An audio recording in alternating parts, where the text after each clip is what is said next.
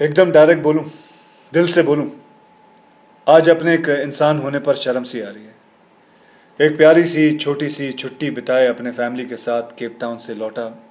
बहुत मन से आप सभी को नए साल की मुबारकबाद दी।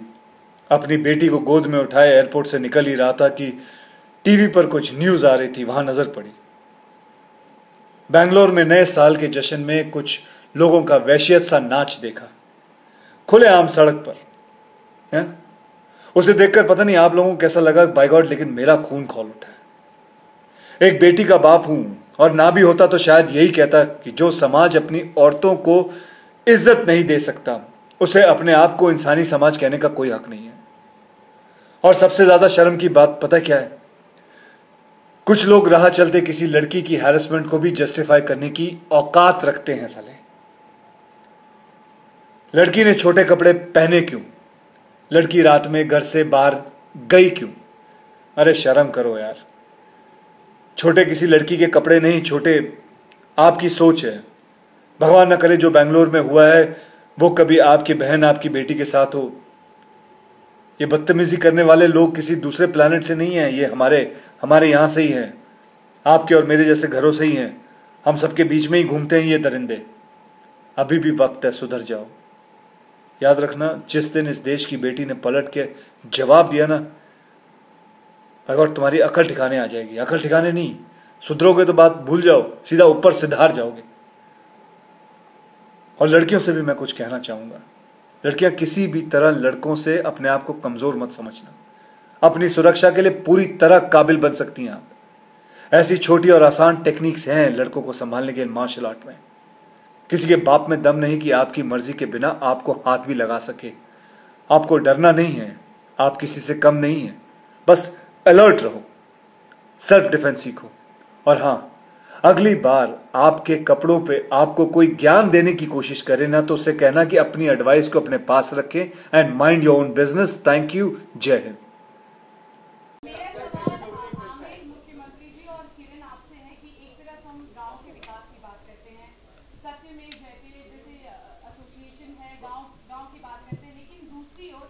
महिलाओं पर जब बात आती है, हमने देखा महाराष्ट्र सरकार हमेशा महिलाओं की सुरक्षा की बात करती है। आमिर अपने शोज पे महिला वुमेन एम्पावरमेंट की बात करते हैं, लेकिन जिस तरह से नए साल के मौके पर बेंगलुरु में एक लड़की के साथ मोलेस्टेशन की घटना हुई, क्या आपको लगता है कि एक तरफ हम गांव के विकासों की बात करते हैं, दूसरी ओर हमारी बहू, बेटियां, माँ जो है वो देश में अब भी सुरक्षित नहीं है?